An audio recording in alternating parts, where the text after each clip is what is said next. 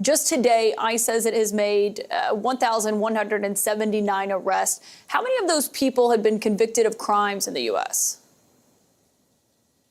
Look, I don't have exact numbers with me, but I'll give you an example. I was in Chicago yesterday for that operation, and everybody but I think four collateral arrests. Everybody else was a criminal. And when I walked out at the end of my shift, we already had, I think, 9 tren de agua.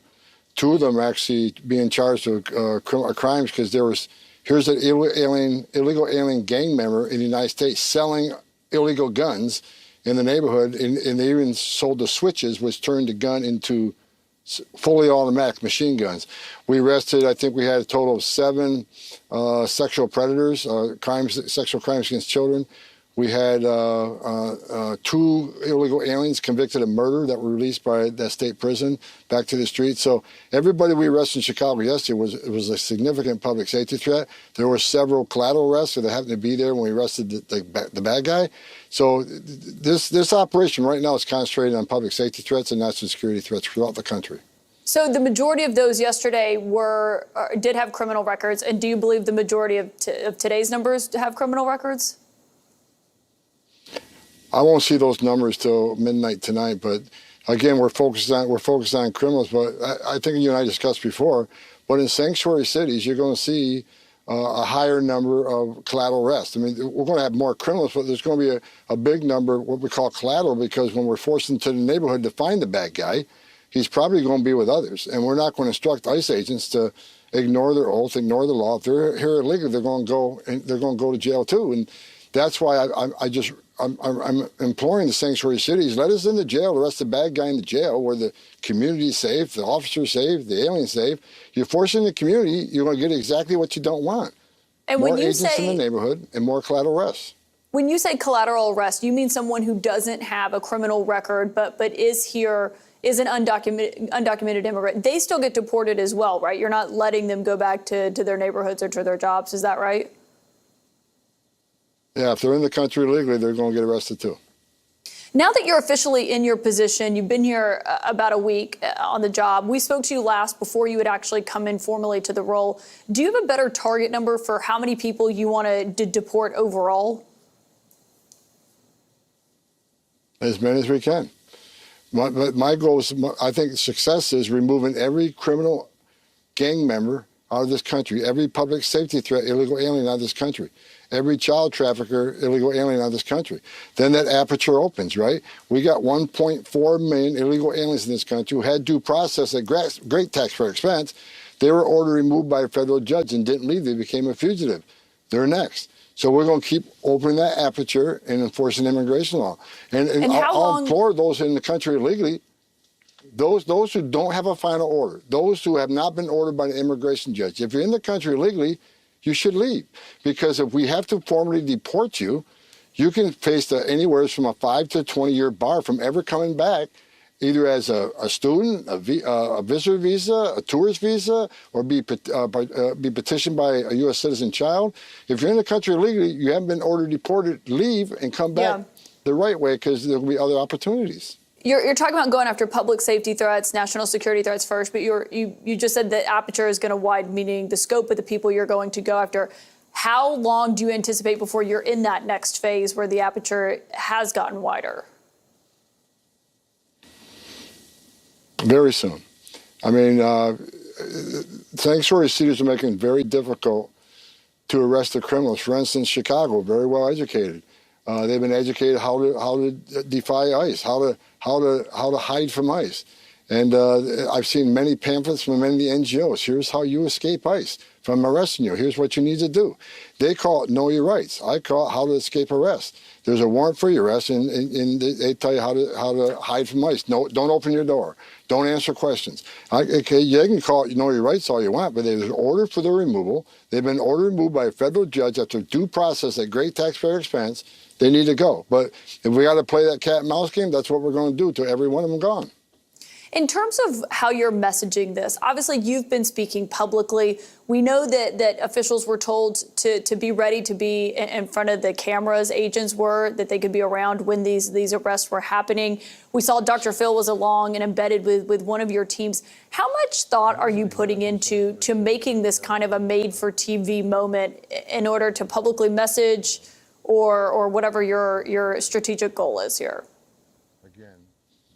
Well, look, we got Kristi Noem, she got her vote this weekend. You're going to see a lot more from Secretary of DHS. She'll be out here talking much more. We've the new CBP commissioner who's being nominated, Rodney Scott. He will empower the chief patrol agents to talk. So we want all the frontline managers to talk throughout the country. But the message I'm sending is that we're going to force immigration laws in this country. If people don't like it, then they need to change the law, because ICE isn't making this up. We're enforcing laws enacted by Congress and signed by a president, but we're doing it in a smart way. The Trump administration in the beginning says we're going to concentrate on public safety threats and national security threats right out of the gate. The worst first, and that's what we're doing. But like I say, as we go on, we're not going to say it's okay for 1.4 million illegal aliens to ignore a judge's order to deport. So they're going to be next. And we're going to keep opening that aperture up. So we're sending a message. It's not okay to be in this country illegally. It's not okay to enter this country illegally. It's a crime, and there's going to be consequences. Do you have a number of how many people you'd like to have deported by this time next year? I don't have a number. As many as we can arrest and deport. Okay, but no firm number. We're going to enforce the law. If they're here in the country illegally, they got a problem, and they're not off the table. Yeah, but on numbers, you have been clear that your success here in this effort will depend on how much money you can get from Congress. Now that you're in this role, do you know how much money, what kind of budget you would need to deport the people that you say are public safety threats, national security threats, and also the 1.2 million that you just referenced there who've gotten orders from a judge? 1.4 million. And yes, look, we need more than 100,000 beds. Right now, we got about 34,000 beds. We'll fill them up in a week. So we need at least 100,000 beds. We need more international air flights. We need more ground transportation. We need more money to hire more officers and Border Czar agents. And that's why we're bringing right now, the whole of government is coming in, right? In the Chicago operation and every operation throughout the country now. We got DEA, we got FBI, we got U.S. Marshals, we got ATF, we got HSI, we got ERO. So right now we're bringing the whole of government into this so we can create more teams and arrest more people. So this dynamic is constantly changing. And depending on the city, is it a sanctuary city or not a sanctuary city? Yeah, you're using them as like a force multiplier. But when it goes to the real money that you'll need from Congress to get more beds and to hire more agents, if Congress is not reliable, as I'm sure you are well aware in terms of what they can get passed. I know they believe this is a big part of Trump's agenda. But if you don't get what you need from Congress, can you achieve what you're trying to achieve here? We're going to do everything we can with what we have, and we're going to arrest as many as we can. However, you're right. We can be more successful if we have more money, if we can buy more beds. Because every time we arrest an illegal alien, we just don't deport them that day. We have to detain them for a few days or a few weeks to get travel documents, get landing rights in their home country. So the more money we have, the more we can do. Mr. Homan, I've got a few more questions for you. If you'll stick around for a few minutes with us, we're going to take a quick break, and then we'll be back with Mr. Tom Homan, Trump's Border Czar, after a short commercial break. And we're back with President Trump's Border Czar, Tom Homan, whose name came up at the confirmation hearing for the newly confirmed Secretary of Homeland Security, Kristi Noem. I guess I'm uncertain about roles and responsibilities regarding your position and Tom Homan's. How are you going to work with Mr. Homan? What is the division there? I'm trying to get a better sense of who's in charge. Yeah, Tom Homan is an incredible human being who has over 30 years of experience. Incredible experience. Yeah, I get at that. the border. I'm just trying to think through the insight and wisdom. Decision-making process when it comes to your work. For instance, will he be giving orders directly to CBP, ICE, USCIS? Tom Homan has a direct line to the president. He is an advisor to the president, the Border Czar. I obviously will be, if nominated and confirmed, and put into the position of being the Department of Homeland Security Secretary and responsible for the authorities that we have and the actions that we take. Mr. Homan is back with me. And who is the person who will be issuing those orders, to the senator's question there, to ICE agents, to Border Patrol? Is that your purview here, or is that Secretary Noem's purview? Secretary Noem has the authority over Border Patrol and ICE. That's in statute. But as the senior advisor to the president, I'm writing strategic vision, operational plans, and coming up with a strategy to secure the border and to run this deportation operation and to find over 300,000 missing children. And me and Secretary Noem will work very close on those plans and to implement them and do what the president wants us to do. So me and Kristi Noem will be shoulder to shoulder every day. We talk every day, so we're working together to achieve the president's goals. How often are you talking to the president himself about this? Several times a week. And on one of the things that we've been seeing is you're publicly talking about this first week. You know, I saw the numbers that ICE put out tonight that we started asking you about. We also saw this video last week of something you told me was going to happen using military flights. This is a C-17. It's flying about 80 people back to Guatemala. The flight cost from El Paso for that is about $252,000 based on an estimate we got from the government today. Do you think that's a better use of taxpayer money than a chartered flight, which would cost closer to, I believe, $9,000? Well, it's a force multiplier. We got a lot of planes flying every day across, mostly to Central America and South America. So they're adding a resource to us. So again, the cost of this operation is expensive. It's expensive to enforce the laws and protect our national security, but I don't put a price tag on securing that border. Once we secure the border, we show consequences. The number's already down. We had like 500 crossings in one day. Compare that to 10 to 12,000 a day under Biden. Right, 500 but why is it better a day. to That's use one a of the lowest I've seen in military my plane? 34-year career. But why is it better to use a military plane that costs so much more than just a chartered plane, which is what was happening before? Charter planes are still running at full capacity. This is just an added thing, and they can put a lot more people on a plane rather than they can make a long distance, such as going to Colombia. We'll use them for European removal. So it makes sense to fill that plane up with a lot of people and get them moving. Again, it's an added asset because our air contracts now are full, 100% capacity. So as we add more flights, I'm sure we'll add more charter flights. But right now, DOD is working with us on the border, building infrastructure, obedience and denial. They're down there putting razor wire up, and they're flying planes. Okay. They're also going to probably do some ground transportation. We're going to use DOD.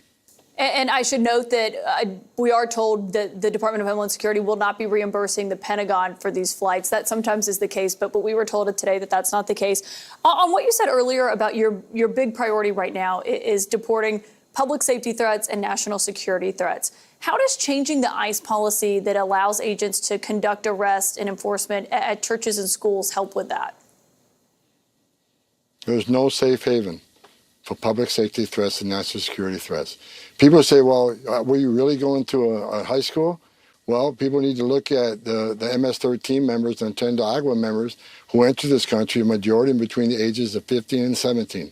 Many are attending our schools, and they're selling drugs in the schools, and they're doing strong arm robberies of other students. So we not go into schools or hospitals as a matter of practice, but if it's a significant public safety threat or a significant homeland security threat, there's no safe haven. We'll go where we need to go to take them off the street.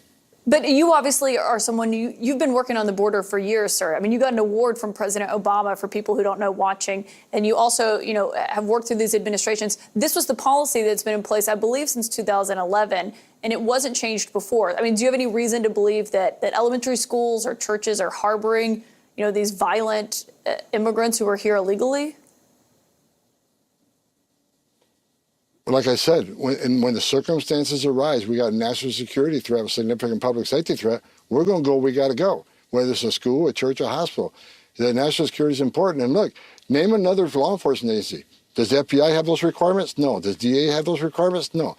So I shouldn't have those requirements either. We have a national security responsibility. We're going to take these people off the street. If it's out of school, that's what we're going to do. Again, it takes a lot to get approval to go into school or a church, but if there's a national security threat, we're going.